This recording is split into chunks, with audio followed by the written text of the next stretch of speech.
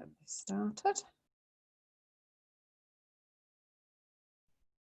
Sorry about this, just 1 second. Just get over to, hopefully now you have the correct screen. So I am Jo Tomlinson, and today I'm going to be talking to you about why you should consider going on to the cloud to manage your company accounts. So first and foremost, who am I? So why should you be listening to me? So I am an accountant, a qualified accountant of over 20 years. I spent my first 20 years in industry working for blue chip companies, mostly manufacturing, mostly food, mostly chocolate, as you can see from a few of those icons on there. And while I was working for those companies, I was a commercial management accountant who predominantly analysed information for business decisions to be made, eyes wide open business decisions. This is something that I'm really, really keen on. I would help the business understand pricing, promotional mechanics, evaluate capital spend for big projects, for kit or reevaluation, rebranding, that kind of thing. I'd also do budgets and forecasts and all the usual management accounting information, month end, how we're doing compared to last year, all that kind of thing. I then started up my own business around 12 years ago, and I created BusinessWorks UK, which is an advisory-led accountancy firm.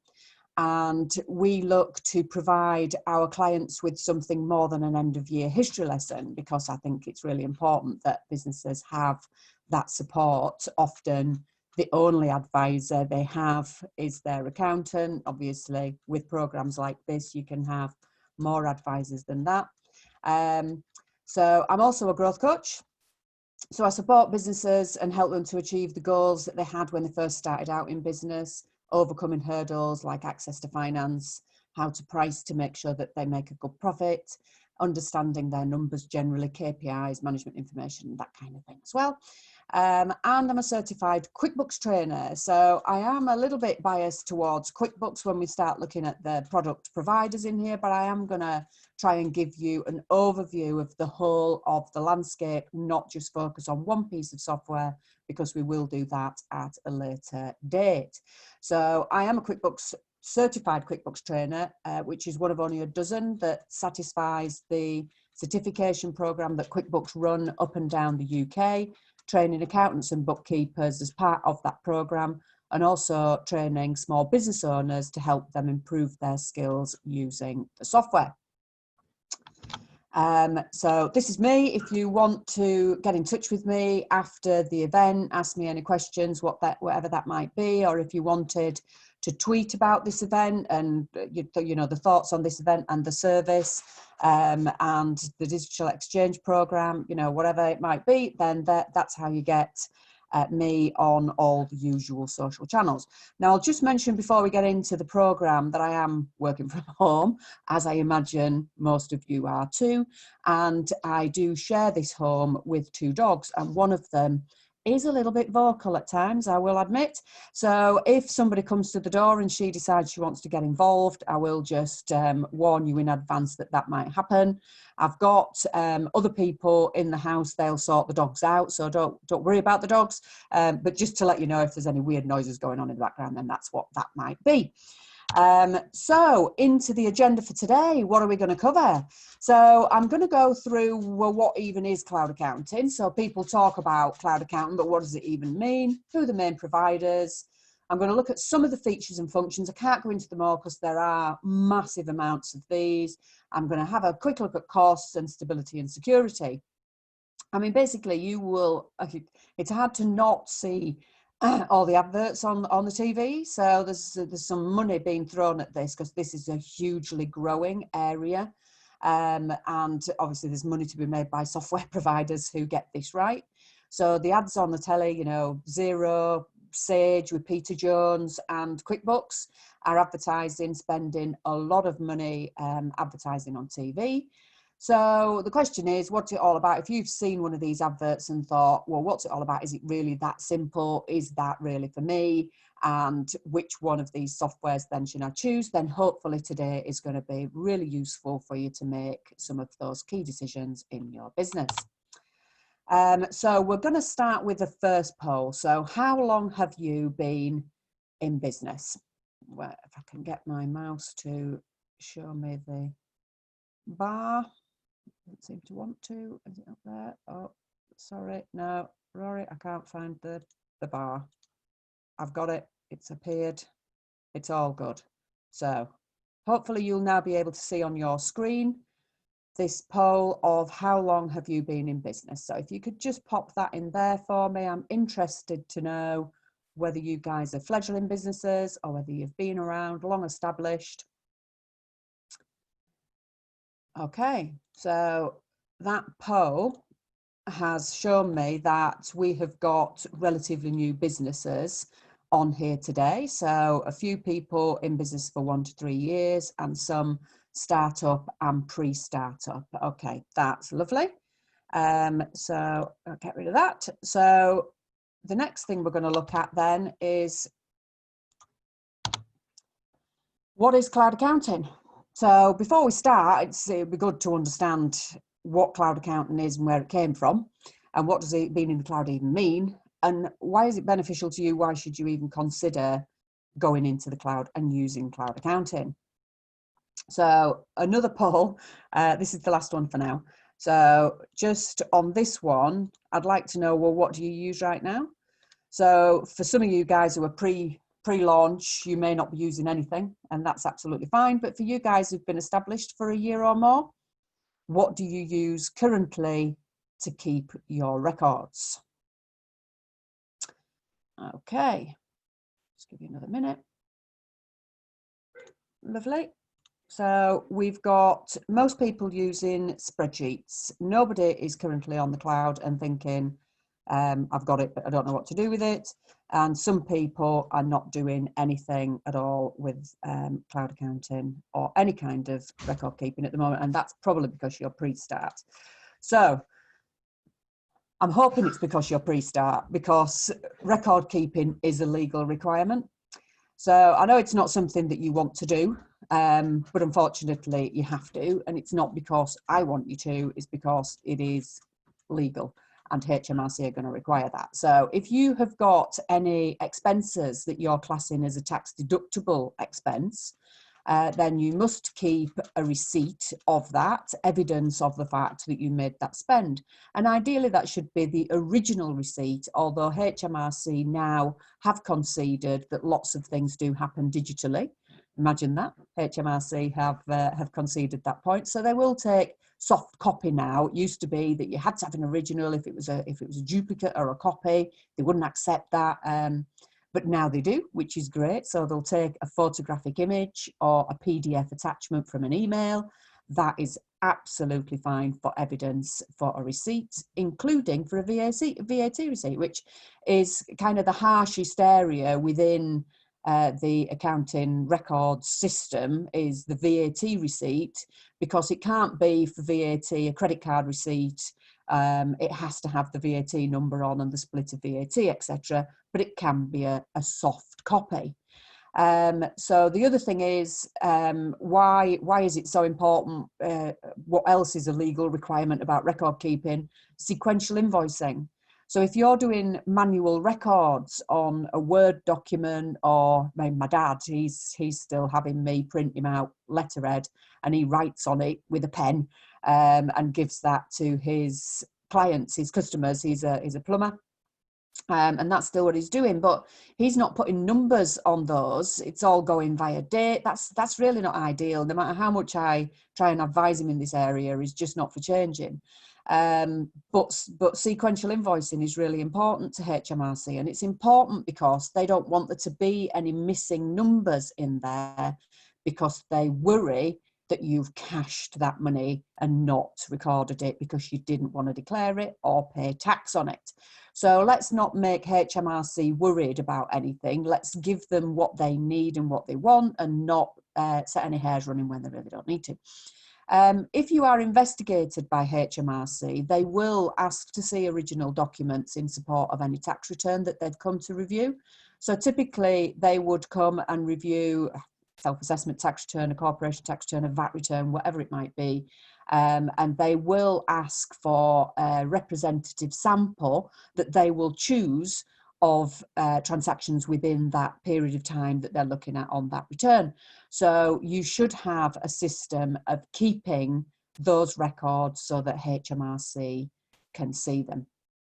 The great thing about not VAT element of tax is that you can use supplementary evidence. I don't suggest that this is what you would rely on, but if you had lost a receipt, if you couldn't find the original receipt, but you had used your business bank account and it was right there saying IKEA, and you're saying that you bought a desk or whatever for the business, then that is classed as supplementary evidence, and you can use that as part of your tax return. You just wouldn't be able to reclaim any VAT on it if you were VAT registered and put that in as your transaction documentary evidence. That wouldn't be enough for you to be able to reclaim the VAT. Record keeping, and why do we do it? Management information. So let's forget HMRC for a moment and the fact that there is a legal requirement. Surely you want to know how your business is doing. Surely you want to know whether you've, how much money you've taken, who owes you money, who you owe money to. You know, I'm a big believer in businesses making all of their decisions with their eyes wide open. And to do that, you need information. And for information, you need record keeping. And cloud accounting is a great way of keeping those records. Cloud accounting allows you to keep those records real time. So at any point in time, you can go into the cloud accounting bookkeeping system and see where you are with your cash, with who owes what, and how well you're doing, what level of profitability, how many invoices you've raised, and all that kind of thing. It really worries me how many times we get a new client speak to us and I ask them, how are you looking at your business information? How are you managing cash flow, etc.? And they say, well, if there's money in the bank, then we spend it. And if there isn't money in the bank, then we can't. But what about the money that you owe? You know, you will have supplier invoices potentially that you still owe within that. Maybe you don't, maybe you pay all of those cash. But what about your tax return, your VAT return? You know, you've got a period of time after that is finished before you would pay that. During a VAT quarter, you're accumulating a liability for VAT that a piece of software will tell you how much that is at any point in time, so that you don't then spend that, get to the end of the VAT quarter and discover that you can't actually afford to pay your VAT. So it's great to have up-to-date information on your business for you to manage your business and make sure that you don't end up spending money that you don't have and allow you to make good business decisions. But it's also great for third parties. So if you are going to a bank and you're saying that you would like a loan or invoice finance or any kind of access to finance, they are going to want to see some schedules, profit and loss account, balance sheet, that kind of thing. If you then have to go away and produce those, or you're thinking, well, the only one I've got is the accountant that produced my year end, and that was like a year ago, the bank are not going to take that. They're going to want some up-to-date information on your business. If you're keeping that in a piece of cloud accounting software, then you've got that on hand to be able to show them at any point in time to evidence your performance as part of getting a loan. Or other interested parties. So for example, if you were looking to sell the business or looking to get investment in your business and bring in an equity shareholder, they're going to want to see the records of the business. They're going to want to do their due diligence and go into the details of the transactions within that business to make sure that they understand exactly what it is that they're investing in or buying. So for you, that's why you want to do it. So what came before? So we're talking about cloud accounting today, and some of you guys have talked about the fact that you're using spreadsheets. But back in the day, I mean, I've been in accounting for a good number of years now, and we used to have ledger books. You know, they were like the size of a desk. These things, you opened them out, and they had all analysis columns. And some people loved like writing those in, and that was their world. Not me. No, I really didn't like that at all. And when I first started work, kind of spreadsheets were starting to come in. So that was great because I was all right with spreadsheets, and I became a bit whizzy on spreadsheets, in fairness. I do love a bit of spreadsheeting.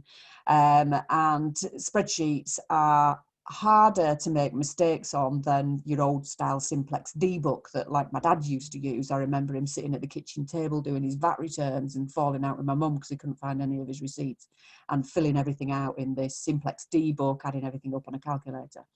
Well, it's easy to make a mistake when you're adding things up on a calculator, hit the wrong key, you don't realise you've hit it, there's no audit trail of anything that you've done.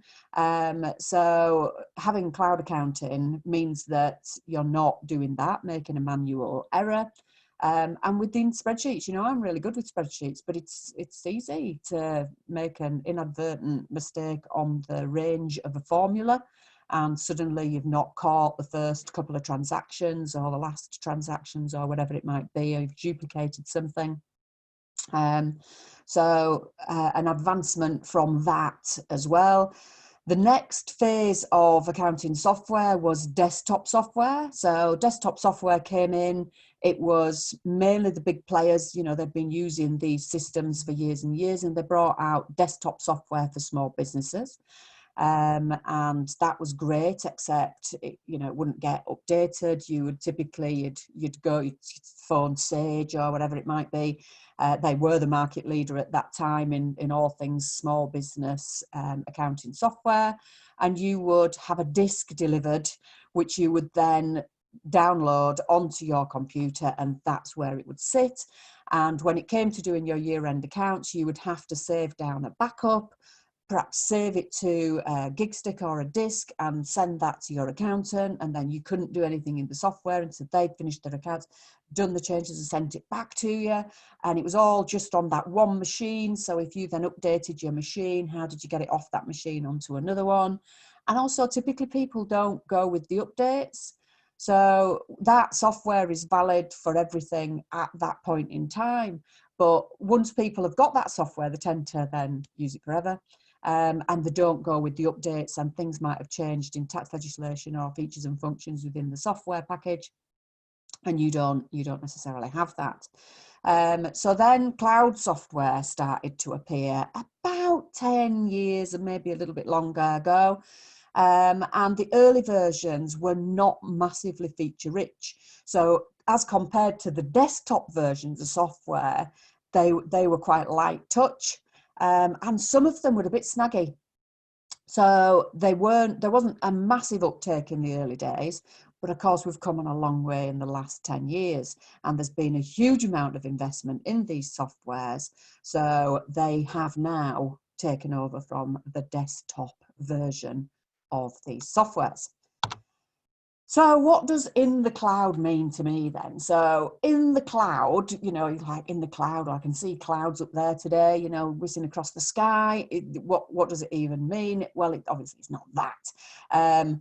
But cloud software, typically what we're talking about is a subscription pay monthly model.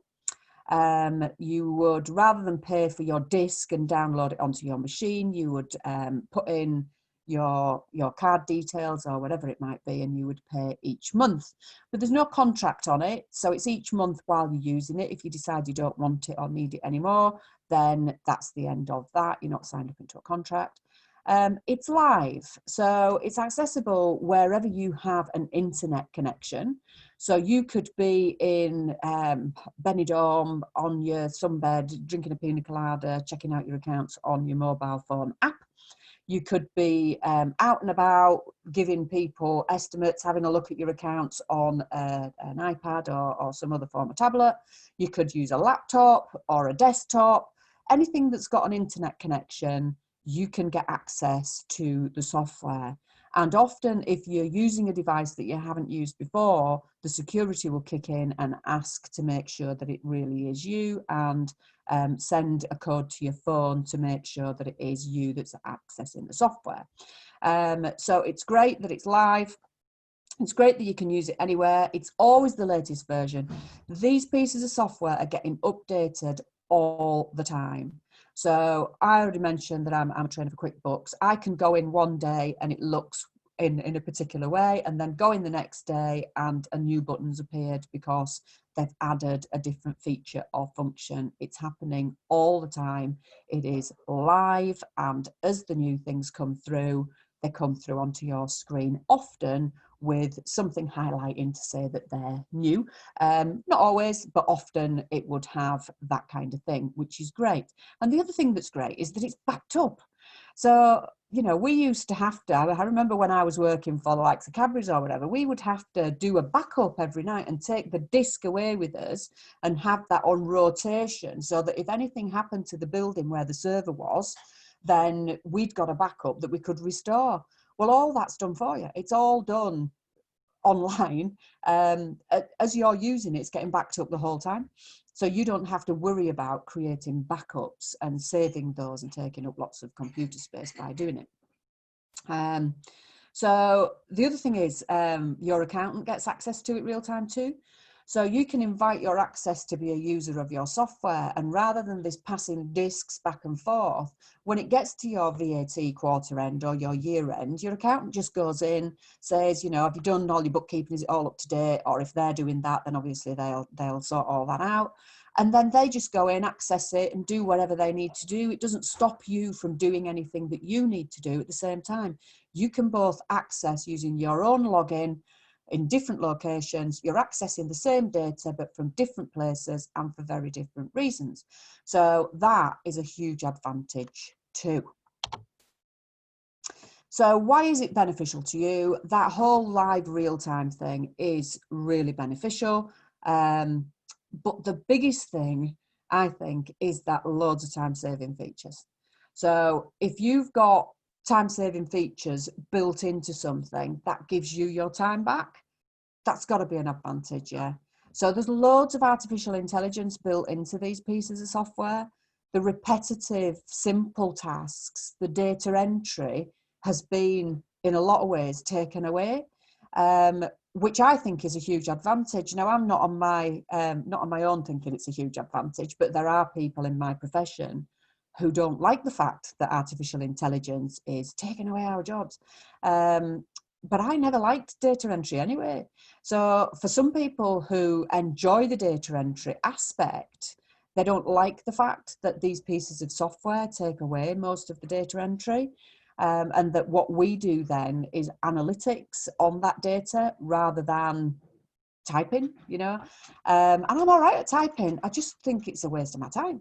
I could be doing something far more value added. So it takes a lot of that away. It saves you a lot of time, but it also allows you to keep a record of your receipts within the software. Well, this is fantastic. This is world-class bookkeeping. So if HMRC come in and they ask you for documentary evidence of a particular receipt, you can go into your software, click the button, and there it is, an image of that receipt. And if you can get into the routine of taking photographs or forwarding these receipts as soon as you get them and you're clear that that is a business deductible expense and is correct, get it straight into your software, well, you're not going to lose any receipts, are you? So lots of business owners underclaim their business expenses because they lose receipts. Well, this software is helping you. The technology here is helping you to not lose receipts, which is fantastic. So let's just recap this section. What have we looked at? Why do we need to keep records? Well, for HMRC, because it's a legal requirement, but for you, so that you have got up-to-date records on your business for you to make business decisions. We've now got a better understanding of what cloud accounting is all about. It is off-site, you access it via the internet, it's backed up, and more than one person can access it at the same time, always live, always up to date, and giving you real-time information. What came before were simplex D-books, spreadsheets, etc. And the benefits to you, we're going to have a look at in a minute in more detail, but fundamentally, it's that real-time information at time saving. So, who are the providers? There are lots of providers. So as I've suggested, this is a massively quick growing market, particularly in the last 5 years. And if ever there is a fast growing marketplace, then people will enter that marketplace. There are huge amounts of software providers, and I can't go into all of them today because we just haven't got the time.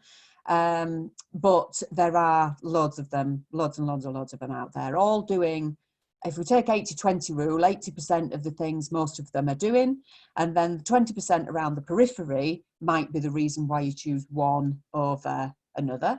But there are lots of providers, and there has been a huge uptake in the last couple of years because of Making Tax Digital.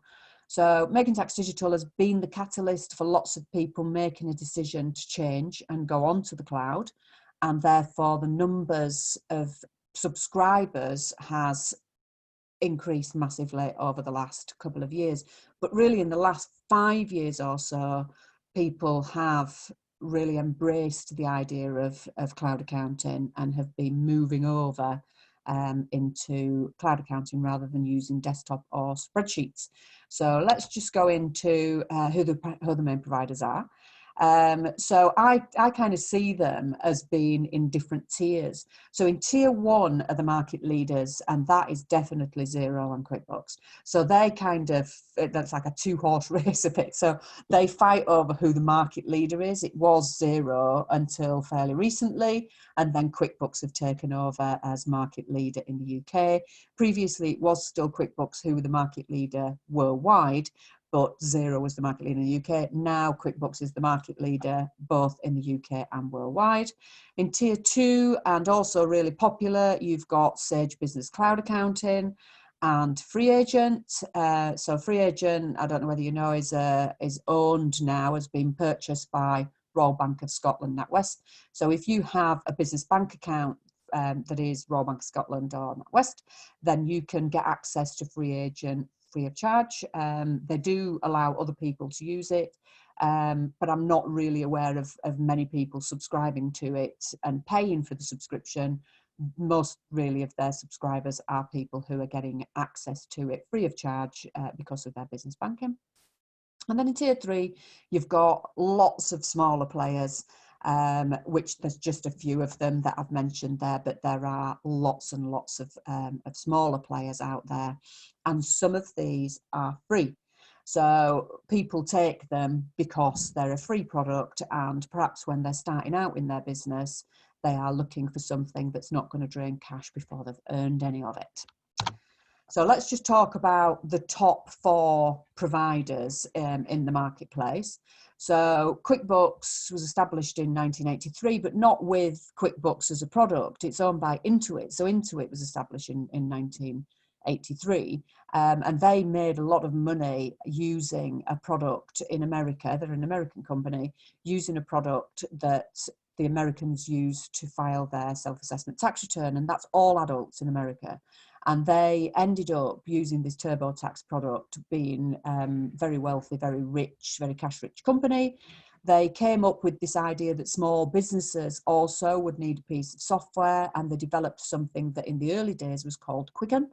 And this then became, it was a desktop product, it became a desktop version of QuickBooks.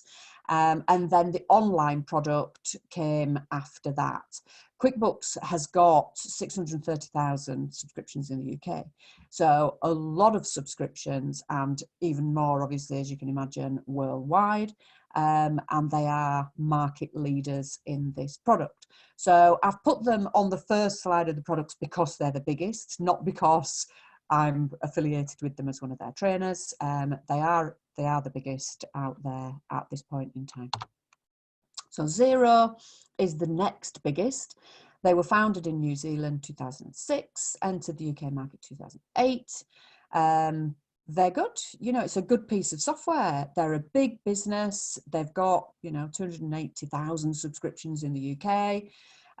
It was originally called Accounting 2.0, if anybody's heard of that one. They've got different functionality to QuickBooks in some aspects, and they've got different third-party software partnerships that might be important to you. So I'm going to talk about this later on and have a look at some of the aspects, the features and functionality of software generally that you should have a look at before you make a decision about what you want to do. One of the things that I really like about Xero is that you can convert a whole invoice into a credit note just kind of with one button, with one click, which I quite like. You know, sometimes you might have an invoice that you've raised and sent to a customer or client, and it might fall through for some reason or all go horribly wrong, and you can just at one click just convert that into a credit note. So that is a feature or function that I really like within the Xero software. One of the other things is I think they were one of the first ones coming to market with project functionality. Lots of different softwares have got it now, but I think they were one of the first ones to market with project functionality within their software, within their base software. Sage Business Cloud. So it's established a long time ago. It's a big company with a lot of subscriptions. Their flagship product for SMEs was Sage Line 50, and for a long time that was the go-to product that pretty much everyone used and was taught. If you were doing a bookkeeping qualification, then you would be taught, when it came to the online software part, you would be taught how to use Sage Line 50. They brought in an online product called, so the desktop product, sorry, so computerized, I mean, you'd be taught in college. Then they brought on their online product and called it originally Sage 1. It's been renamed Sage Business Cloud a couple of years ago, and they've really been pushing this product, which suggests now this is the one that they're getting behind with any investment that they're making at this point in time. Lots of people went with Sage 1 because they were brand loyal. They've been using Sage for a lot of years. So when they were looking for a cloud piece of software, they went with Sage 1 because it was still part of the Sage stable, as it were. So Free Agent is the fourth largest. So they're not massive in compared to the other guys as far as business size is concerned. In fact, I've heard a rumour that the value of Free Agent that Royal Bank of Scotland purchased it for there is probably equivalent to the marketing budget that Quickbooks has for a year. Whether that's true or not, I'm not sure, but these TV ads, they don't come in cheap. So it's offered to RBS and NatWest business customers free of charge. So that is obviously a benefit to you if you are a business banking customer of one of those banks within the RBS group. It's a smaller piece of software with less features and functions than your likes of your Xero and QuickBooks.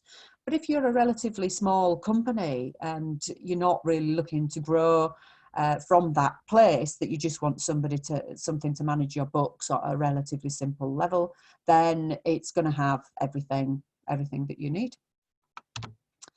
So that's just the top 4. There are loads of other software providers out there, like I say, but they are then going down to relatively small providers after that. So how do you choose? You need to have a look at the features and functions that you're going to need in your business, and not just today. So I would really encourage you to look at the future and say, where am I going to be in 5 years in my business? Where am I going to be in 10 years? And start with the end in mind.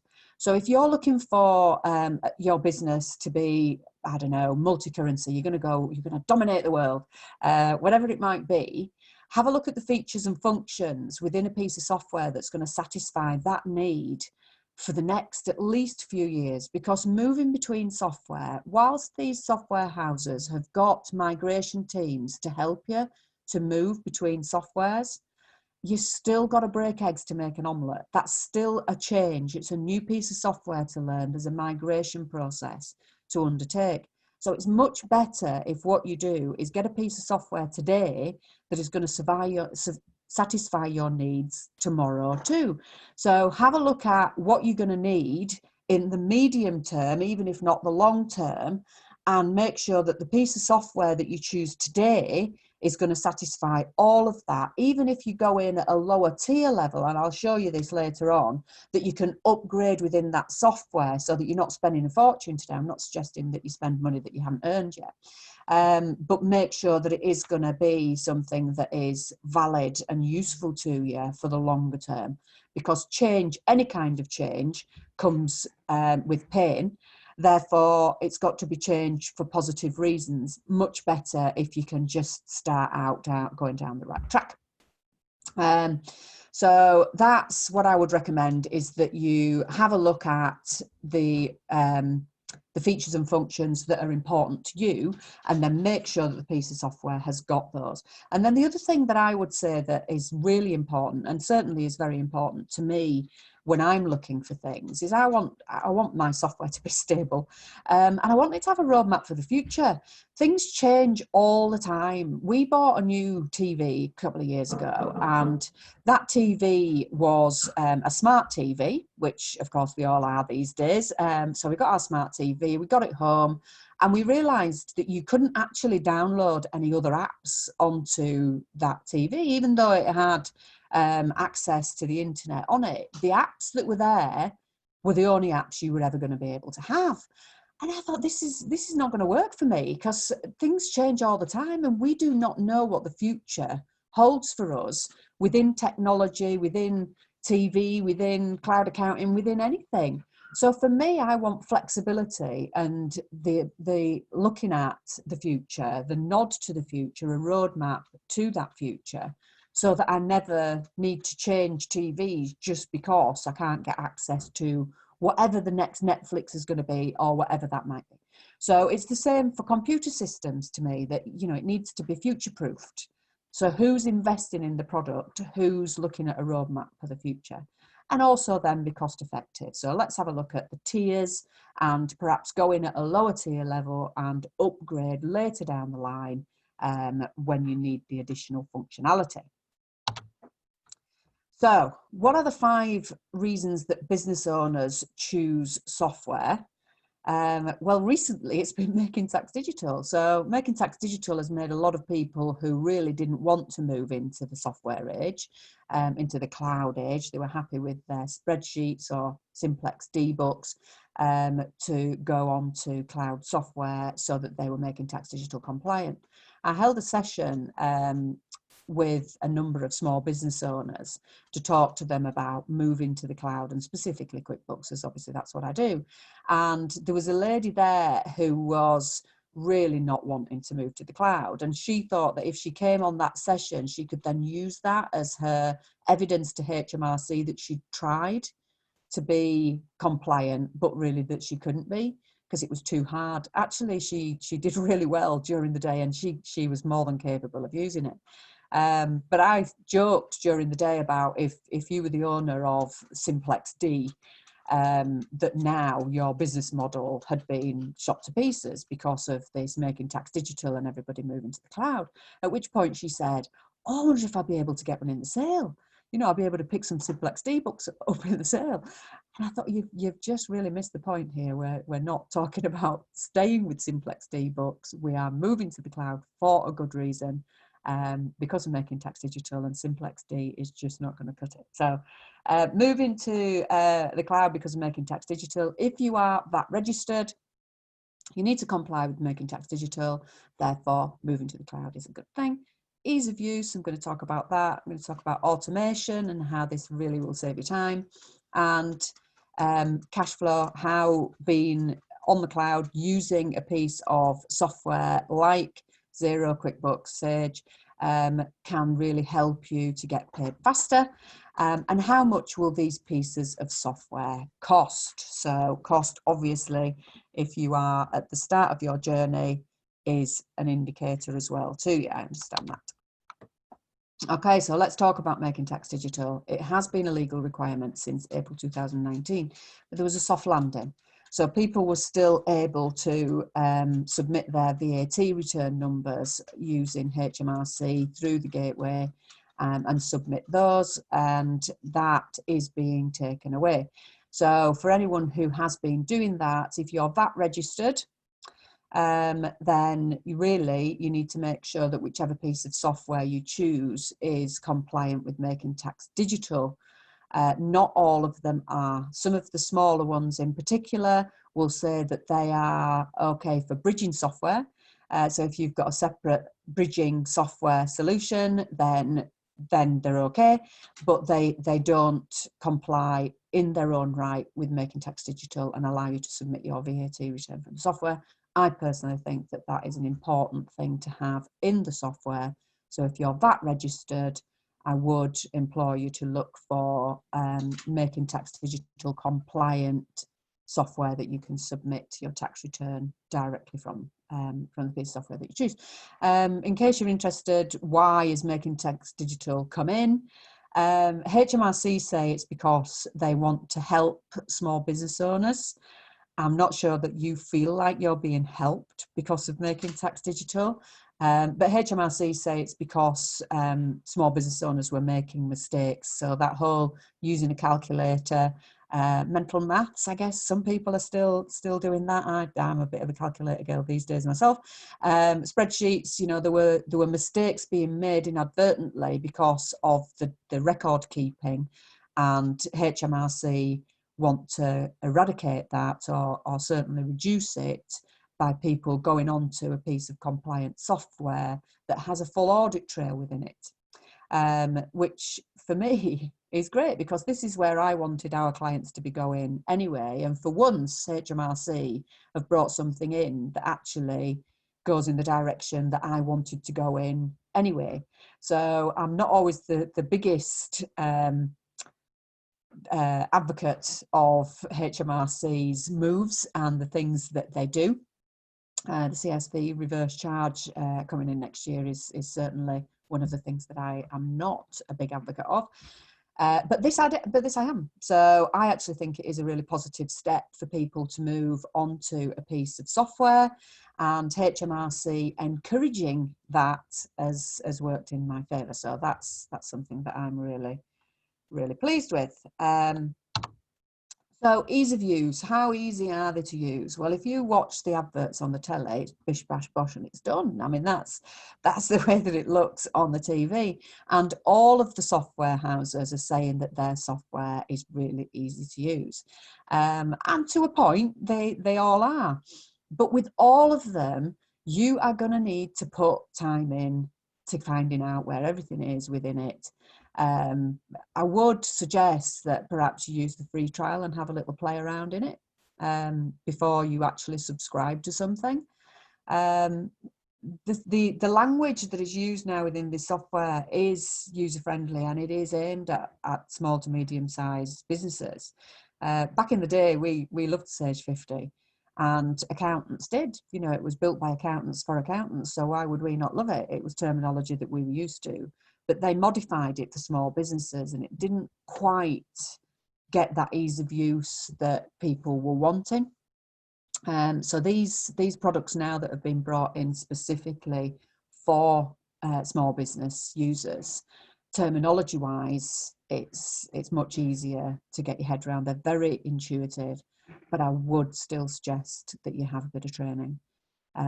Subscribing to accounting software doesn't make you into a bookkeeper overnight. That doesn't come with the subscription. In the same way as a subscription to the gym doesn't come with a six-pack, you are actually going to have to do some work. So expect to spend a little bit of time, invest a bit of time in getting used to the software, finding out how to use it, whichever one it is that you decide. So automation. Saving you time. We all have got things that we want to spend time on, and I would be very surprised if any of you guys wanted to spend time doing bookkeeping. You know, you might want to spend time with your family, play golf, whatever it might be. It's not going to be bookkeeping. So if there are time-saving aspects built in to this software, surely that's a good thing. The less time you spend doing your transactional processing and your bookkeeping, that allows you to spend more time with your family or doing whatever it is that you love. So time saving, that's something that we want. So have a look at the time saving features and functions that are built into the piece of software that you're looking at. Certainly all the big boys are doing linked bank accounts. So you would link up to your business bank account, and it would bring through the transactions that are in your bank account. Oh, it's a read-only basis. Don't be worried about the fact that, you know, the piece of software then has your passwords. It doesn't. Or that somebody can go into your software and access your cash. They can't. And equally, it doesn't pay your bills for you. So just because a bill becomes due, it doesn't become paid because you've linked your bank account. You do still have to go into your bank account and pay your bills, and pay your staff wages if that's if you've got employees, that kind of thing. But it does mean that you don't have to wait until the hard copy bank statement comes through the post and then key all of those entries into it. They are all there already with all of the detail that the bank has associated with that transaction. So that's an automation that's in there. Processing receipts, this is a fantastic automation. I'm going to go into these in a bit more detail. Integration with other software. You may have other software that you use in your business that is really key to your business, that is commercially critical to your business. And some of these softwares may link directly. They may have a really robust link with that piece of software and integrate seamlessly. If they do, then that is probably the software you want to choose. Importing data, if that's an important thing that you need within your business, if it's something that you're going to do fairly regularly, then make sure that the importing tools are there and easy to use. We'll have a look at direct links with HMRC and how that obviously saves you time, because you don't then have to go logging into another system to process anything. And that whole, do they have an app, accessing it absolutely anywhere. This is a really important thing for you because you can do things on the go, which means that you're not sat on a Sunday watching Morse or whatever you watch on a Sunday and doing your bookkeeping at the same time. And you can actually get into some family time. So going into that, so linking your bank account. So does your bank link with the piece of software that you're looking at? You can go into the pieces of software or ask their help desks whether your bank does link with the software. So I suggest that you would do that. And is the link stable? So have a look. You know, if you bank with Barclays and you're looking at Xero, it wouldn't be a bad thing to just do a bit of a Google search about whether or not people are incurring issues with that before you subscribe to the software, because obviously you don't want that issue in your life. Once it's linked, then the transactions typically will just be pulled through, often on a daily basis, with a button that you can press that just brings any recent transactions through. And is there an additional charge for this? Some of the software providers charge for linking a bank account and others don't. So if you've got several bank accounts, credit cards, you've got a savings account, whatever it is associated with the business, then if there is a charge of £5 a month, then obviously that the charges could soon escalate.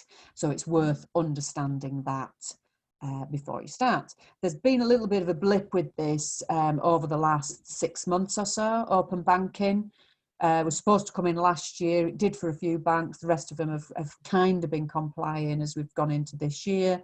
Some of the links that were working really well with software previously are now snagging a bit with the new data that's been presented. But we're hoping that this will stabilise over the next few months. So how do bank accounts save you time? Because they do. So there's no processing of the bank transactions into your software. You can set up rules for regular bank transactions. So if you've got, like, I don't know, your bank charges, so that's something that you'll get every single month, and what you do with it is going to be exactly the same every single month. You can actually set up a bank rule, which means that that transaction is entered immediately into the place that you want it entering into within your bookkeeping software without you even looking at it. You can do online bank reconciliations, so they don't have to be manual anymore. Artificial intelligence will recognise transactions. So if you've processed your bills, your receipts, you've raised your invoices in the software, and then money comes in or out of the bank that matches with any of those transactions, the artificial intelligence built within the software will identify that and mark it as being identified to allow you to just match it. You don't have to go through and search for it. It's already there for you. It's been found. The only thing I would say with that is it needs to be like for like. So if you've got a supplier and you've made them a part payment, it won't match that. If you've got a customer who's paid 3 invoices in one payment, it's not going to find that either. There are ways around that, but it's not going to give you that direct match in one go. So the other thing is that you don't have to wait for bank statements to appear. So if you've got your bank accounts linked, then you're not waiting for the bank statement to say, oh, I wonder whether that payment, if you're doing multi-currency, for example, you might have previously waited for the bank statement to come through to find out how much it actually cost you in pounds, because it was a dollar transaction or whatever that might have been. You're going to get those coming through immediately, or at the very least the next day. So this is all good stuff. Processing receipts. Okay, so if linking banks is right up there with one of my favourite things about these pieces of online software, then processing receipts is right up there too. So I already mentioned I don't like manual keying. So not manually keying the bank statements is great, but not manually keying receipts. Well, that's amazing, because there's several pieces of data on every single receipt that need to go into your software for your record keeping. And if you've got a piece of software that takes an image of that receipt and pulls from it the supplier and the date and the amounts and the VAT, and even suggests to you the kind of expenditure that it is, it learns as it goes. So when you first start using it, you're probably going to have to tell it.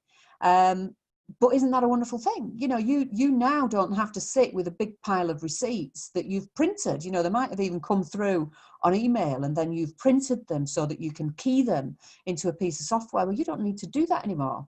Some of the software providers have built this functionality into their main product, some of them with no additional charge, already there within your product. You can either forward a PDF that has been sent to you with a receipt on it directly into the software, or you can take a photograph from your phone that doesn't hold a photograph on your phone. It sends it straight into the software for looking at within the software and adapting if adaptation is actually needed. This saves huge amounts of time, and it also means that less receipts are lost. Well, I love that. And it's great for evidence for HMRC. So if they do come and visit you and say, I want to see this receipt and that receipt, well, it's just there in the software. You don't have to start thumbing through files and trying to find that receipt, which, these visits for a VAT visit or whatever, they could last a day.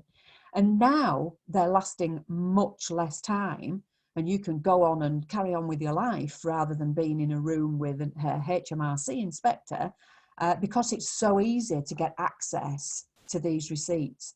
Having images of your receipt. When I was working for Cadbury, they put in a system where they had that. They spent millions on it. It's world class. Now you can have it in your software, and it's cheap as chips. Sorry, I get excited about stuff like this. So you can do this within the software. But if it isn't built into the piece of software that you're looking at, then these two guys, Receipt Bank and Auto Entry, they are paid for subscriptions to third-party apps. They are both very, very good. And they mean that you can have this with any piece of software. And again, there's no contracts with these guys. So if you then found that your piece of software had built it in, and you didn't need Receipt Bank anymore, then you can just end that subscription later down the line. They also do other things. Receipt Bank will also help you with expenses if you've got a team, and lots of expenses. And Auto Entry will help you if you are not able to link your bank, and in fact if you don't use online banking. If you get a hard copy of bank statements, then those bank statements can be go through the software and be created into a CSV file that can be imported into the software. So yeah, receipts, I get quite excited about the fact that you don't have to key these. So integration with other software. Lots of people have, they use Go Cardless for direct debit, they use PayPal to take payments, they use all sorts of other third-party softwares. And lots of these integrate directly into pieces of cloud accounting software. So if you don't have to then key all of the different payments that you've had from, imagine you're an online shop and you sell through Amazon, you don't want to be keying all of those transactions. So if you had an integration with your Amazon account and that saves you all that keying, then that's a wonderful thing. If there isn't an integration, then sometimes there is a third-party app that sits in between the third-party software that you're using and your cloud accounting software, and is kind of the link between the two. So there's lots of those available. And if you can't get that, then you can create CSV files from that third-party software and import them in. But the great time saving is if you can integrate the two pieces of software that you're using without any rekeying. I'll give you an example of where this saves a lot of time for me. So we use Go Cardless for our monthly retainer payments for our accounting fees. And we collect those through direct debit through Go Cardless. So when we raise those invoices, we create them as recurring invoices, and we raise those invoices having ticked a little box that says collect by DD. So those go off to our customers. The DD collects a number of days later, and when that money goes into the bank, rather than us have to go through hundreds of different customers' accounts and allocate that payment to their accounts to say that they're up to date, that link already happens because it's an integrated piece of software within QuickBooks for us. So have a look at what you use. So what do you use in your business? And will that piece of software link directly into the piece of cloud accounting software that you are considering? And if it does, that could just save you a lot of time. So I mentioned just there importing data. So importing data can save you a lot of time as well. So multiple transactions as a batch being imported rather than, again, keying. Going back to this again, I'm not a big fan of keying. Then if your app won't integrate, you can import these transactions in. So is the piece of software that you're looking at good for importing documents, importing transactions? Is that an easy thing to do if it's something that you're going to have to do regularly? Because that will save you a lot of time. So direct links to HMRC. If you can submit your VAT return directly from your software, then that saves your time. Some pieces of software are also saying, so lots of the software now is allowing a direct link with HMRC for VAT returns. And this is all to do with the adaptations that were made for making tax digital. But some pieces of software are also saying that you can submit your self-assessment tax return directly with HMRC through the software too. They're saying that most people will be able to do this, but I would just urge you to check what you've done is right, not just assume, because QuickBooks doesn't know what you've entered is correct. Neither does Free Agent, neither does Xero. You need to tell it what to do and what is a tax deductible expense in most instances. So don't rely on the software to just get it right. You need to have knowledge in that area. So some of the software have got a little helping hands that help you out with that. So for example, QuickBooks have got something called Smart Scan that points you in the direction of the things you should be checking before you submit your VAT return. Checking for duplicates, looking at large items, looking at things that are not going to appear on your VAT return, all the things that we as accountants would automatically check, but you wouldn't necessarily know that you needed to check those. And it takes you through that process of the things that you need to check and how to check them.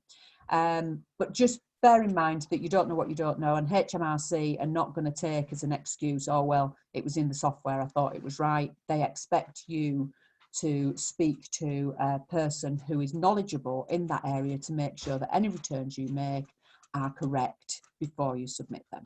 So there are some elements of features and functionality that could lead you into submitting tax returns that are incorrect. So please just check those before you do them. And most of the software houses do recommend that you always use an accountant. They're not suggesting that their software means that you don't need an accountant. So still get things checked off. So what's a great time-saving time-saving feature? Being able to look at your bookkeeping on any device. Lots of people don't have a laptop or a desktop and they just run everything via their phone.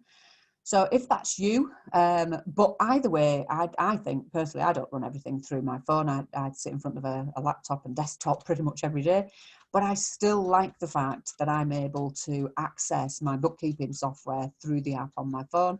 And I love using the snap and store functionality that you've got within that.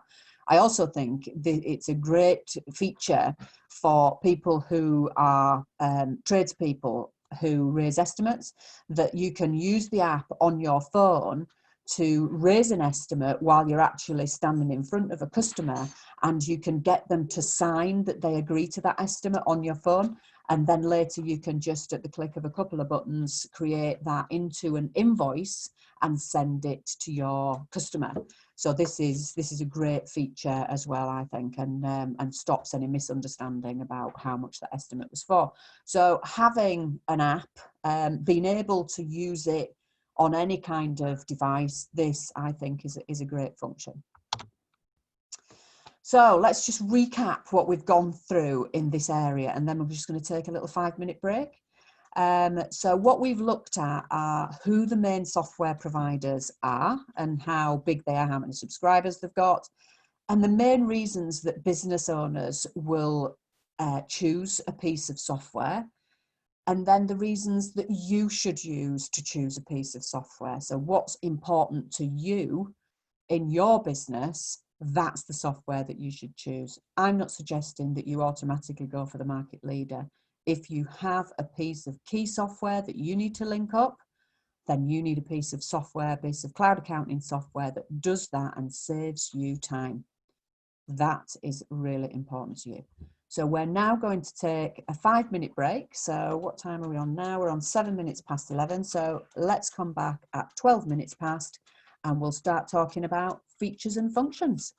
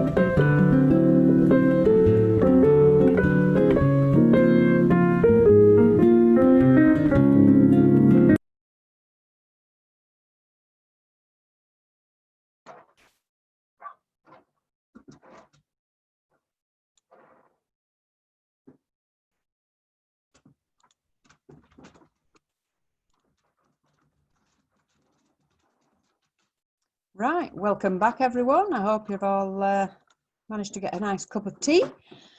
Let's talk now about features and functions. I'm not going to be able to go into them all, unfortunately, because I just don't have enough time today, because there are huge amounts of features and functions built into these software packages. So I'm going to go into the main ones that our clients use, certainly. But there are many, many more. So I'm going to go into these ones now. Sorry to interrupt, Joe. It's okay if you can see the full screen mode on the presentation screen. Okay, let me try again. Perfect. That one better? Really good. Lovely. Yeah, spot on. Thank you. So let's have a look at the first one, look and feel. So these pieces of software, they have dashboards. They pretty much all have a dashboard. So this is a summary view of where your business is. They'll often have your bank accounts on there and how much is in them, what profit you've made in the last period of time, any outstanding invoices, all as a one-page view right at the beginning, which is great. And you can then drill into these fields. So have a look at the look and the feel. Does it look intuitive to you? Are there lots of drop-down menus that are in places that you expect them to be in, so that you're going to be able to navigate around the software? And these drillable fields are really important. So for me, I quite like going into, for example, a profit and loss report.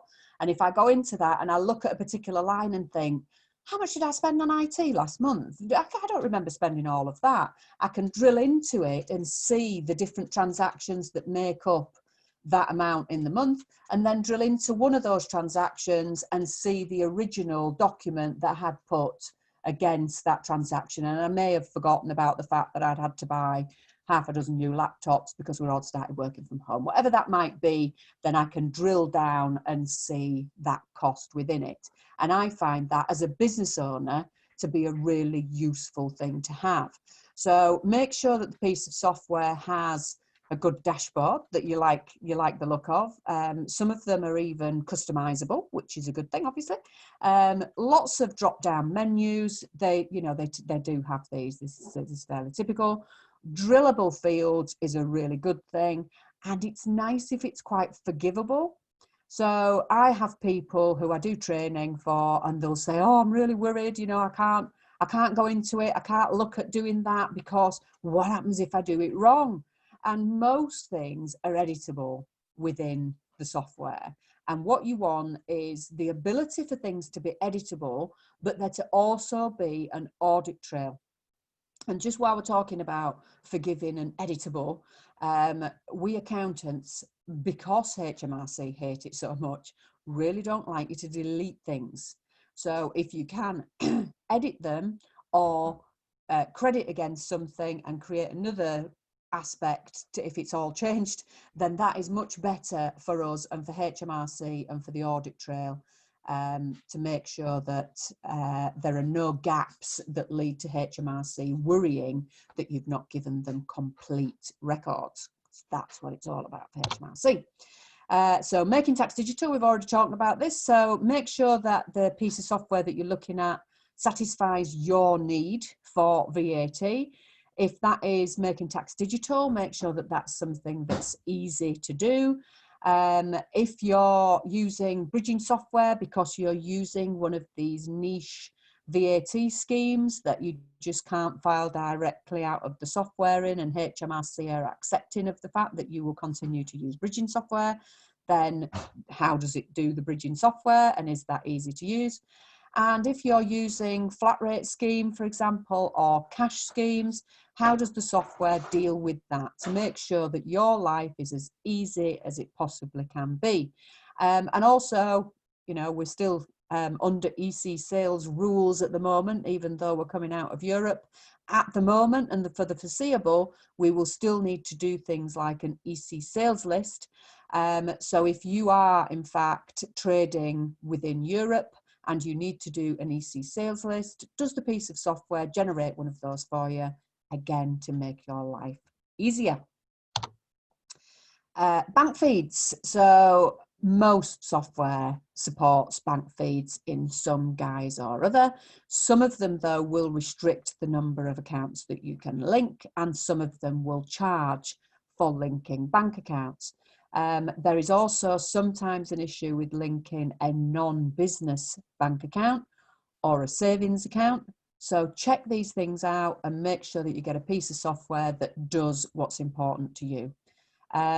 We sometimes need to import data for bank feed details.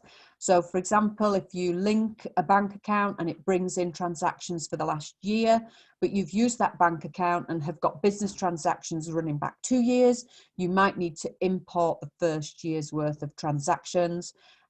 So if you do need to do something like that, then choose a piece of software that will allow you to do that easily.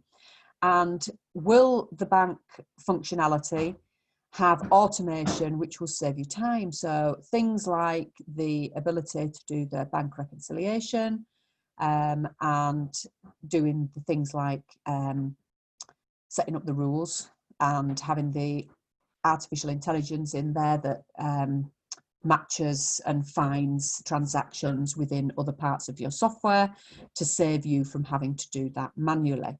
So they're the important things within the bank aspect of features and functionality. This is pretty robust in most pieces of software. Getting started tools. So you guys right at the beginning said that you were using other pieces of software, some of you, and that was spreadsheets.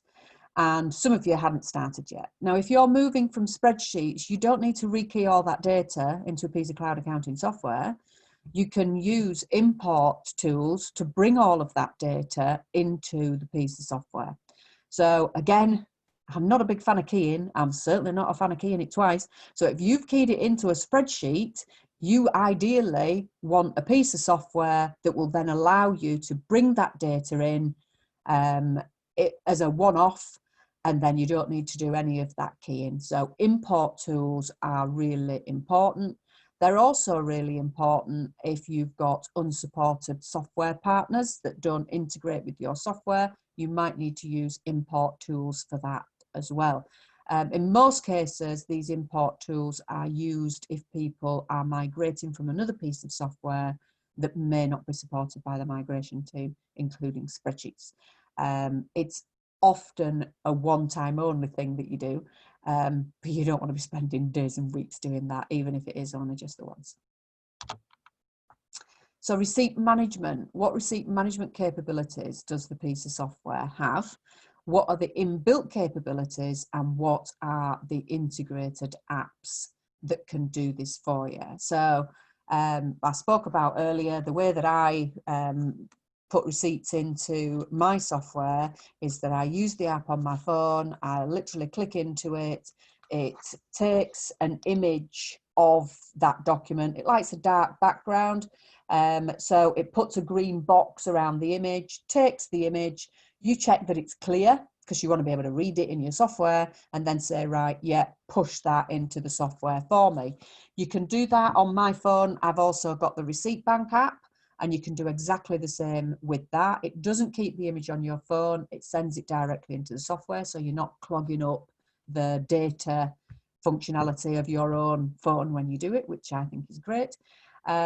You can also forward, we receive probably 80% of the receipts within my business, we receive via email. And you can forward those on. You get an email address that you use, you forward those to that email address, and then they sit within either the third-party software. So if you're using someone like Auto Entry, which incidentally were purchased by Sage last year, or Receipt Bank, if you're using one of those guys, or if it's within your software, there will be a place that you go to analyze that data. Now, typically, the artificial intelligence built within these pieces of software is great for picking out, it's not that good if it's handwritten, but if it's typed, they're good at picking up the supplier, they're good at picking up the amounts and the dates and the VAT. So if that's on that receipt, it picks it up. Most of the time, it's there and it's accurate. So obviously you want to check that the VAT treatment is correct, because you don't want to be submitting an incorrect VAT return.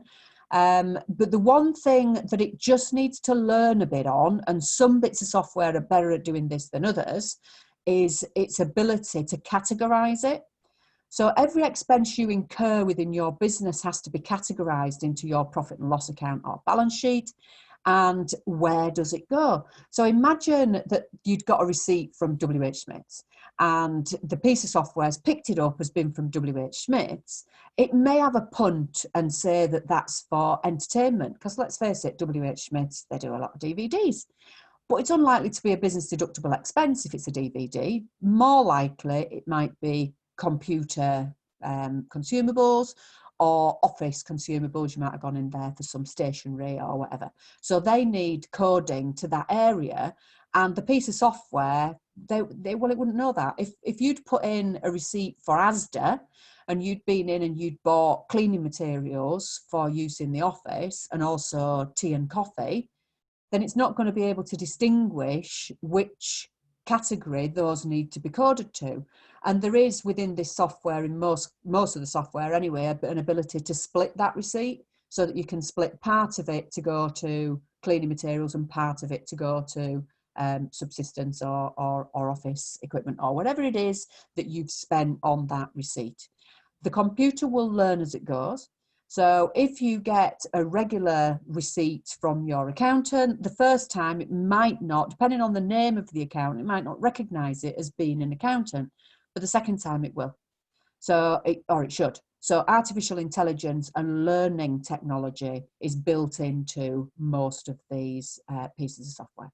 So they're going to save you time, and they're going to give you this image of your original receipt sat in your software, which is great. If your piece of software that you choose doesn't have this functionality within it, I would highly recommend you paying the additional subscription of the app, either Receipt Bank or Auto Entry, and getting that functionality one way or another, because it is really, really good.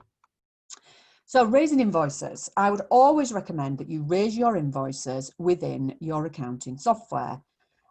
This is because it's then the whole double keying thing.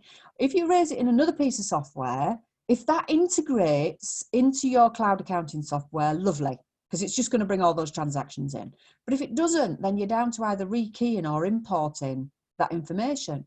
So most of the software providers have created a customizable invoice so that you can create an invoice with your logo on it and all the information that you want on there.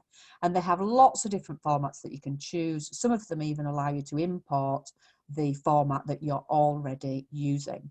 So if you can do all of that and raise them through your piece of software, then that's great. You can do it with quotes, you can do it with sales receipts. So a sales receipt is if you've been paid over the counter for something. So if you provide a service, somebody pays you immediately, rather than raising an invoice, typically you'd raise a sales receipt, and you can customize all of these documents, all of these estimates, or quotes it's called in some of the software, and you can then send that out to your clients or customers and convert them into a personalized invoice as and when you've completed that piece of work. If you send it directly from the software, so most of the software will have a save and send functionality, and it will send it within an email. And if you do that, some of these pieces of software then have tracking technology within them that will let you know in the software when your customer has opened the invoice. So if you've ever had a customer say to you, when you say to them, oh, this invoice is overdue, you haven't paid for it yet, when will you be paying it? And they say, oh, we haven't had it. You can then say, well, that's weird, because my software is telling me that you opened that sales invoice last Tuesday at 3:30. They won't use that excuse again. And it's nice for you to be able to see the date that something was sent, the date that it was received and opened, and then the date that it was paid, all then gets tracked within the software. And that's, for me, I quite like that. And because it's all up to date, it also allows you, with all this information, to chase those overdue invoices.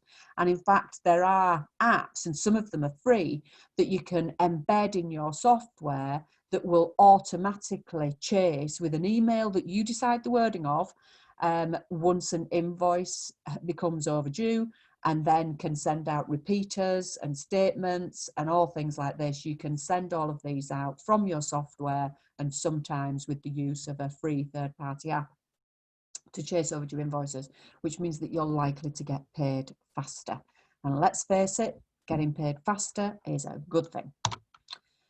So projects, if you've got a business that, for example, some people will have one limited company, but they will trade as 3 different entities, and that might be because of 3 different locations. So I'll often use the example of, imagine if you had a chain of fish and chip shops. It was all under one limited company, but you'd got one, I'm in Leeds, one up in the northeast and one in London. You would want to know how each one of those locations was performing in their own right. Now you can do this using project functionality. Because the projects allow you to set up a project, give it a name, and then allocate invoices that you raise to that project and any expenses associated with that project, and in some cases even time tracking. So you can allocate those to a project or a location. So another really good use of this is we do the accounts for a travel company, and that travel company will set up a project. They would put then in what invoices they'd raised, the deposits, then the future invoices on it, and then the costs for the hotel, etc., that they'd incurred, they'd put that under there. And if they wanted to, they could allocate time to it too. So that might be useful for a builder who's invoicing for, let's say they're putting up a garage. So they've raised an invoice, they might raise periodic invoices for that. So it might have several invoices. The goods that they've received from their suppliers, they post into there too. And they might have 3 lads who've been out to site on X, Y, and Z days, and they've allocated their time to it too. And then you can look at profitability reporting for that aspect of your business rather than the whole of your business at any one time. So projects are a great way of splitting that information. Some of the software also has the ability to split through, and it's not called projects, it would be called things like locations or classes, or I think they're called departments within Sage or whatever. So they're different terminology, but an ability to split your data. So if your business has very distinct projects or locations or things that you want to allocate and split the profits that you're making on it very definitively, then that is a useful thing to watch out for. Please though, make sure that you have a subscription for each legal entity that you are running. So if you had more than one location of your fish and chip shops, but each one had its own limited company, then you would need a subscription for each of those legal entities.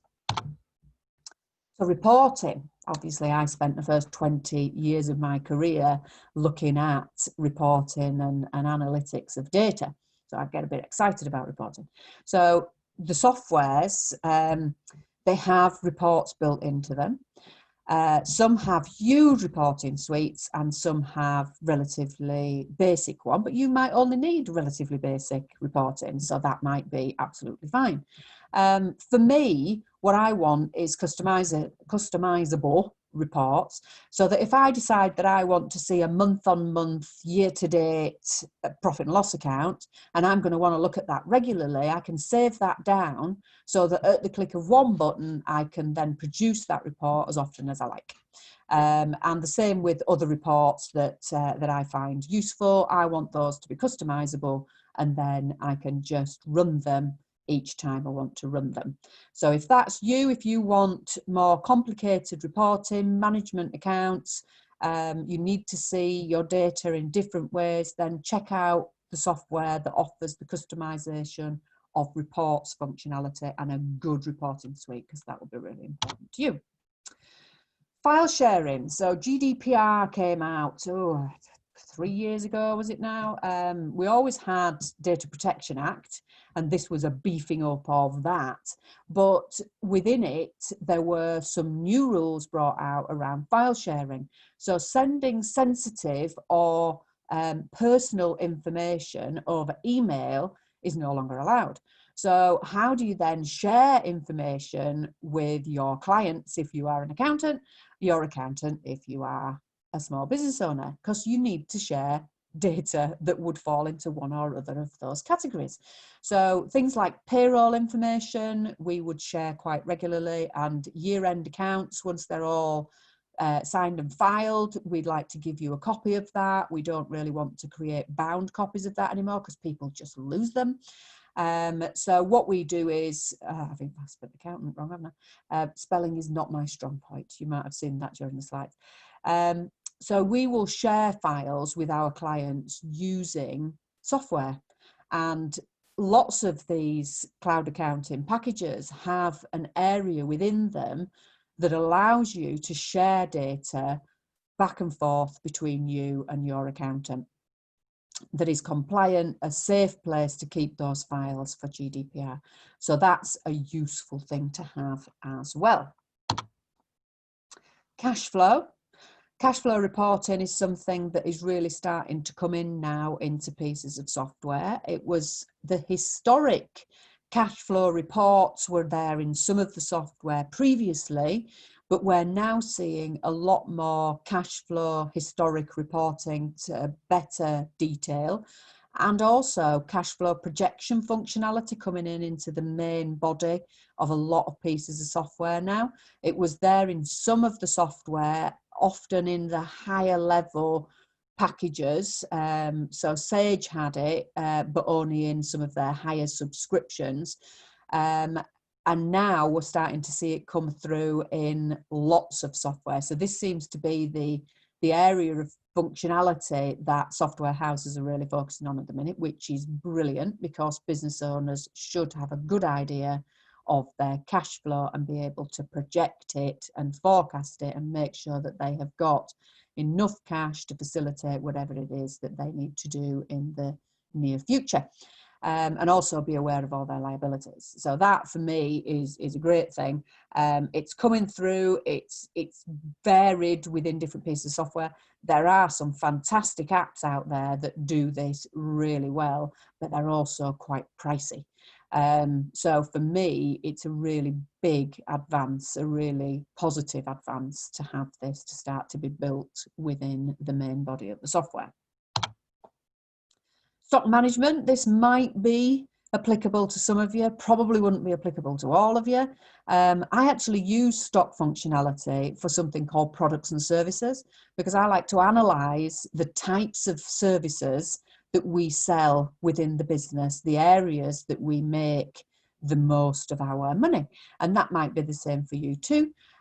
So you can do it for services as well as products, but if you do have products that you buy to sell, then really you're going to need some form of tracking what stock you've got, so that you're not selling something that you have no stock of, etc. And the base functionality within some of the software it's okay, and it will highlight low stock and no stock items. You can put lots of different items in, do your stock counts, adjust for that, all that kind of thing. It depends on how complicated your inventory management situation is as to whether or not the base software will be able to cope with what you do. If it doesn't, there are lots of stock management and inventory management apps out there. Again, some of them can be quite costly, but if that's what you do and that's what you need, then it's certainly something that you're going to need to have a look into. Multi-currency. So we live in a small world these days. We often trade multinationally. We buy things and sell things in currencies that are not necessarily our base currency. So is the piece of software you're looking at able to cope with, and the tier level that you're looking at able to cope with multi-currency functionality if that's something that you are using? So if you're buying and selling in dollars or euros, then you'll need that to be supported in your software. Often it needs switching on. Often a lot of these things need to be switched on. It's all about the setup. Time tracking. So I track the time that my accountants spend on each of our clients, just because we need to know who's taking up how much time, so that we can review the profitability of our clients. But lots of people will track time for all sorts of different reasons. You know, they might charge the 3 hours that a plumber was on site, or whatever that might be. Some of this functionality is built into some people's software, so you can track time. You can even link it directly through to payroll in some of the softwares. And so if that's something that you need, check that functionality out. There are lots of third-party apps out there for time tracking as well. So it's not necessarily the be-all and end-all. Again, it's about what you're going to use it for and how important it is to you. Construction industry scheme. So some of the software have got really robust solutions to this, that if you're deducting CIS from people who are working on your behalf, who are contracted to you, they will then want monthly statements to show how much has been deducted. You need to then report that to HMRC, and you may be having deductions made from you too. And some of the software will do all of that, reconcile it all up for you, and you can submit that then through to HMRC and really save you a lot of time on doing that. So if you are in the construction industry and are affected by CIS, then it's worth having a look at the functionality that's available in the software for that, because it is integrated into a lot of the software. So apps, right, let's imagine you got a new phone. That phone would have on it loads of functionality. It would be a really powerful tool in its own right. But we then go into that piece of software that is our phone, and we download apps that are particular to the way that we live our life. So I travel a lot, so I've got all sorts of travel apps, hotel.com, the train line, that kind of thing, are all on my phone because they're really useful to me. You might have your social media platforms. They might not all be there when you first get the phone. So you download the apps and you personalize it to the way that you live your life. And your piece of software, your piece of cloud accounting, bookkeeping software, you do the same with too. So it's a massively powerful piece of software with loads of functionality within it, and you probably won't need to use lots of it. So don't switch on the things that you don't need. Make sure that you set it up at first with the things that you do need and are going to be useful to you. And also look at any apps that you might need to bridge the gap between third-party software that you're using that isn't automatically integrated into the software and the cloud accounting software that you're using. Any apps that might save time, you might want to do Receipt Bank or PayPal or whatever that might be. Whatever it is you want to do, there's an app for that. Just like there is on your phone, there is in accounting software too. So have a look at any business critical software, have a look, see whether that integrates with your cloud accounting software that you're looking at, and also whether or not there are any third-party apps that might bridge that gap. Help. We all need help sometimes. When we're getting used to the software, when we've done something that we've never done before, we might need to speak to somebody and find out how you do that. Or if we've got ourselves into a pickle, how do we get some help? So what is the help functionality like within the software? So these are the four top ones. And for me, I like to have my help now. So if I've got a particular thing that I'm struggling with right now, I'd rather not wait until tomorrow to get the help for that. I'd rather not send an email that's going to take a number of hours to come back. I want to either be going with a live chat or with a UK help desk of knowledgeable people who are able to help me on this product. I want somebody knowledgeable on this product. So these are the help functionalities of the main ones, but make sure that you're getting the help that you need. In the early days, having help videos and articles will be really good. So you can build your knowledge of that particular piece of cloud software by using those.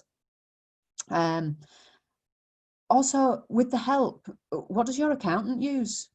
So if you're looking for a piece of cloud software I would highly recommend you ask which pieces of cloud software your accountant, number one, supports and number two, is knowledgeable in.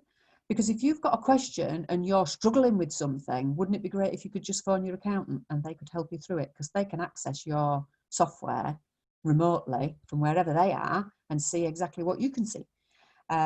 So that's a useful thing to be aware of. 2. So let's have a recap. We have had a look at some of the main features and functions. My dad once said to me, when you're buying a washing machine, only get a washing machine that does the things that you need to do. Do you need it to weigh your wash load and then decide how long it's going to take and how much detergent needs to go into it? No, you probably don't. How often do you drop a sock and need to add it in later? If that's not very often, then you probably don't need that functionality. He mends washing machines, and his advice to me was, don't add stuff that's just going to break and stop you from being able to use the stuff that you actually need. So get a piece of accounting software that gives you all the features and functions that you need, with an eye on the future. So you might need some things later on, but perhaps you can upgrade within that piece of software later on if you need those advanced pieces of functionality. Don't switch on things within the software that you don't need right now, because it will just clutter your screen and perhaps confuse you. And get as many time-saving features built in as you possibly can for the way that you run your business. So in this next section, I'm going to look at costs, and then we're going to go on to look at security and stability. So cost, of course, is a factor, and lots of people will say to you, people buy on value, they don't buy on cost. And that's right, but you still have to pay for it. And if you haven't got any money, then, you know, you need to know how much something's going to cost. You don't very often go into somewhere and buy blind. You know, you don't go, yeah, I'll have one of those without first asking, how much is it going to cost me? Because you need to check that you've actually got the money available to buy whatever that thing is. So let's have a quick look at the costs you're likely to pay for cloud accounting software, bearing in mind that some of them are free, but the value that you're likely to get for free is exactly that. If something's free, how can they invest and support that platform and give you the functionality that you need? Ask, what is the price of that software? Because there's always a price. There is no such thing as getting things for free. Kind of the only thing we get for free is air. Everything else, there's got to be a reason why somebody's saying that you can have that for free. So what is that reason, and are you actually going to get what you need based on the fact that it's free? So let's just think about that for a second and have our last poll, which is, when did you last pay for accounting or bookkeeping software? Well, I think I already know the answer to this based on what you guys said in the last poll. So given that you guys have typically got, you're using spreadsheets, then it's likely that you have never paid for any accounting software. Right, okay. So interestingly, we have got, just give another couple of seconds. Okay, so just showing you that there. So no, you've never had any software, therefore you haven't paid for any. But interestingly, we've also got people who are giving everything once a year to the accountant. The accountant might be using a piece of software, but because you're just handing what we would class as books in a bag, you haven't felt the need for one of those pieces of software up to this point. Okay, so let's have a look at the costs that you're likely to incur then. So if you were in the days when Sage was what everybody had, if you were to pick up a piece of desktop small business accounting software, you were probably going to pay between £100 and £400 for a disk that you would download. And then because you'd paid £400 for it, you really weren't wanting to spend any more money on it. So you'd keep that even though it was out of date. Some were free. But the really good ones you tended to have to pay for. Cloud accounting software is generally a pay monthly subscription without a contract, but a pay monthly subscription. And again, there are some free products out there. Most products come with different tier levels. So you've got a subscription model with a free trial, often with an initial discounted period. So typically 3, 6, I've seen as much as 9 months. No contract you can cancel at any time. And most software houses will have tiered levels of subscription. So a basic level, an intermediate one, and then a top level of subscription. And you can upgrade between those levels. So I've just taken these next slides directly from the pages that show pricing on each of these software houses' websites. So this is the QuickBooks one, just going in order of size again. So these guys have got declared on here 3 levels of subscription, because the one that's there in pink at the end is a bundle offer. So they've got 3 levels. They've got the basic entry level, they've got an intermediate level, and then they've got an advanced plus top level. QuickBooks actually also have another product which is only for self-employed people.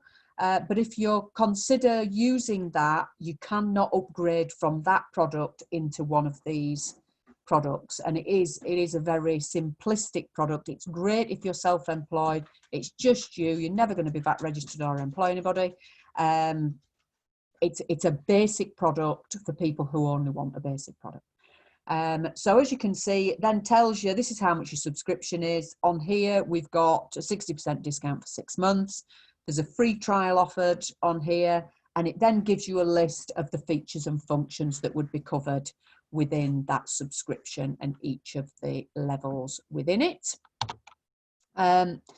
Xero, again, a very similar looking page. So we've got the different levels of subscription.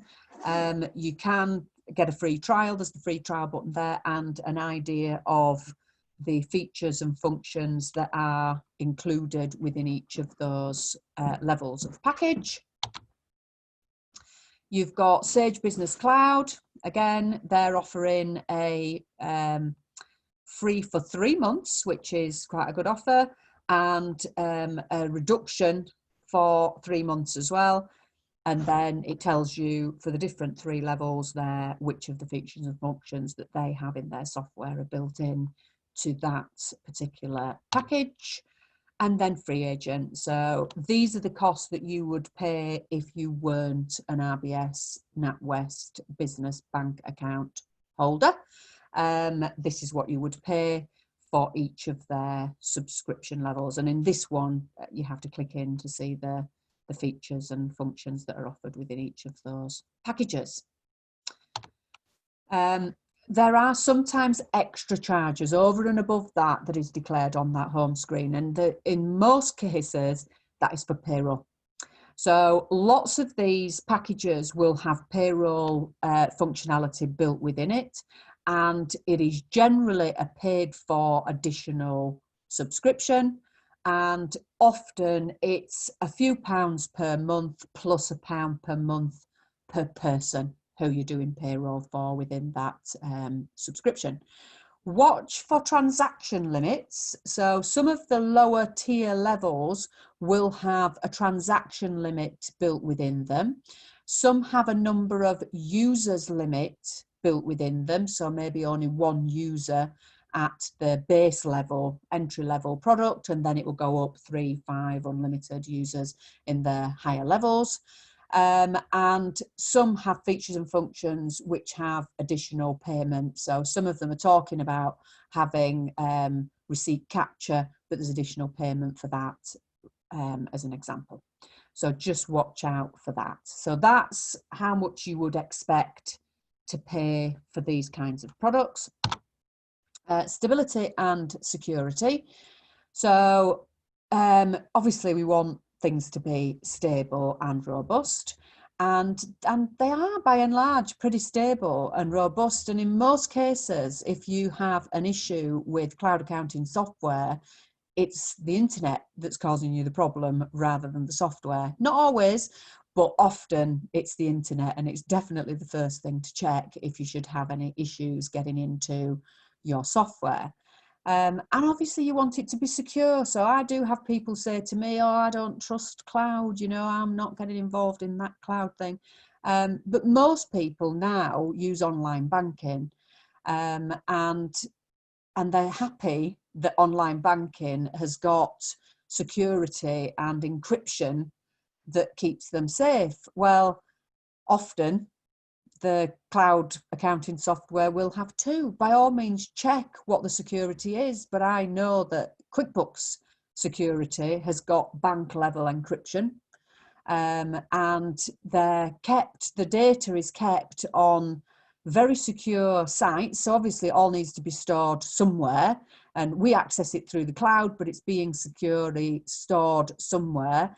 And they're very secure sites with 24/7 physical security, full-time security staff, video surveillance, alarms.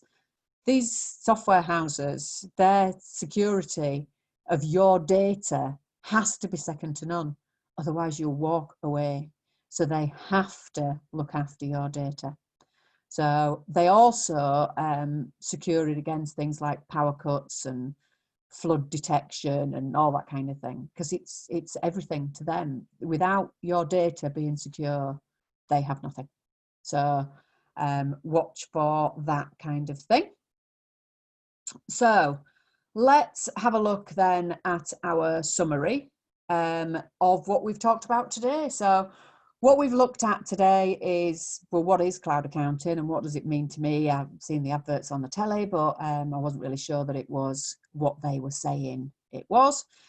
Who are the main providers? How big are they? And what kind of costs are associated with subscribing to the products of those main providers? What kinds of features and functions can I expect to see within the software, and which ones do I need in my business? And how stable and secure are these platforms? So the last thing I want to leave you with is 3 takeaways. And the first 2 are kind of homework, really, I guess. The fact that you've come onto this webinar suggests that you are considering cloud accounting software. So the first thing that you need to do is decide what you need the software to do for you. And then you need to research which software providers will give you the maximum value and the maximum time saving is where a lot of that value is going to come from for your business for now and also for the future. And then the last takeaway is that please do expect to invest some time in learning how to use it, because you're not going to become a bookkeeper when you take on the subscription. You are going to have to do some research, watch some training videos and learn how to use it. Expect to invest a little bit of time in learning how to use the software. And then, the last thing I wanted to say is, obviously, you by now going to be under no illusion that I love cloud accounting. So please go away and have a look at cloud accounting and come to your own conclusion. And then I was just going to open up to any questions. Excellent. Well, what a fantastic session, Jo. Thank you so much. And I do encourage any delegates to ask some questions now, as we do have a bit of time left to take some questions. And we've just had the first one come through from Peter saying, is it generational not trusting cloud software? I think it is. I think you're totally right there. I think millennials were kind of born with a mobile phone in their hand. And because they were born using things that, you know, your mobile phone, it bounces off of satellites, and they've used apps and all that kind of thing, and social media platforms are obviously all cloud-based, then they don't have the mistrust that some people of my generation certainly will distrust, because they like to see hard copy pieces of paper and flick through files and have everything in front of them. You know, there are lots of people who still would withdraw money each week, each month, and put it in their pocket and feel that it's safer with cash in their pocket than using contactless or any kind of card transactions. So I think, yes, it is generational. And I think as the younger generations come through, then there will be more adaptation and adoption of cloud technologies. Brilliant. Well, I hope that answers your question, Peter. And yeah, it seems very understandable and reasonable once you get the context of the situation in. But just in terms of, I've got a question myself, really. And just in terms of adopting cloud software to companies, what would you say the sort of main barriers are? I think it's change. I think it's a barrier of change, that if people have got a system that they've been using for a long time, then it works for them. They don't want to change to something else. We've got a client whose mum is their bookkeeper, and she is a world-class bookkeeper, last century. So she marks everything off, numbers it, she has the bank statements, everything is filed, it's beautiful. She has a hard copy bank statements, and she has moved to the cloud now because of Making Tax Digital, but she really didn't want to go. And she didn't want to go because she had a system that worked for her. And sometimes it is an external influence that comes in and is the catalyst for that change.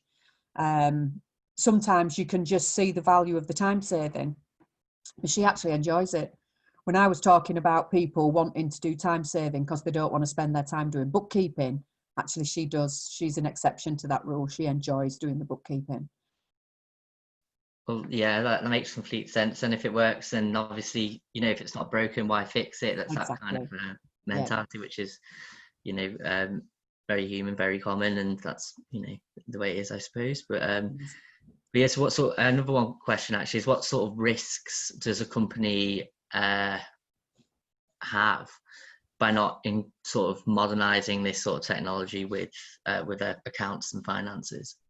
Well, if it gives you the ability to kind of twist and swivel and pivot if you need to, by being on a piece of software that's really adaptable and has real-time information. If you don't go onto a piece of cloud software, imagine you are somebody who takes your accounts once a year to your accountant. You only really know once a year how you're doing in your business. How would you know whether to invest? You might get an opportunity, but do you really know how much money you've got? You've got what's in the bank, but do you know how much you owe to people? So you might not take a chance. You might not take that opportunity because you didn't actually know how much money you'd got available to you, because you were waiting for your accountant to tell you what your tax bill was and how much VAT you owed. And, so you could be clipping your own wings by not giving yourself that opportunity. And also, if you did come to sell, buyers are going to expect to see a piece of robust software with really good transactions history in there so that they can do their due diligence. They're not going to want a set of Simplex D books to trawl through it. In the same way as HMRC is distrusting of those, so potentially would a buyer be. Therefore, that could destroy some of the value that you've created. You've worked long and hard to create value in your business. And what I want is for people to be able to then sell that on when they come to retire or decide that it's not for them anymore. Or, I want them to get an offer that they never thought that they could ever refuse. You're not going to get that if you're using Simplex D-Books. No, for sure. I mean, the benefits clearly are shown with adopting this new technology. And we have got a question from Matthew Glover that's just come in, and we have, for businesses with very few transactions, i.e. selling digital products through a third party, and the payments are once or twice a month, do you think it's necessary to have bookkeeping cloud software / subscription versus spreadsheet and bank statements, or would you still need to employ an accountant at the end of the year? I would always say that you should employ an accountant at the end of the year, because I'm an accountant. You don't know what you don't know. If you're a sole trader, then potentially you wouldn't need to employ an accountant. But typically we see then people not claim as many business deductible expenses as they could because they're not sure what they can claim, therefore they don't claim them.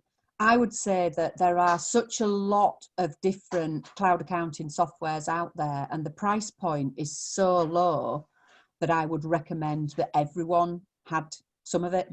Because you can pick up one of these lower level subscriptions for like £5 a month, and everything's there. You raise your sales invoices from it, you link your bank to it. It's just making your life so much easier.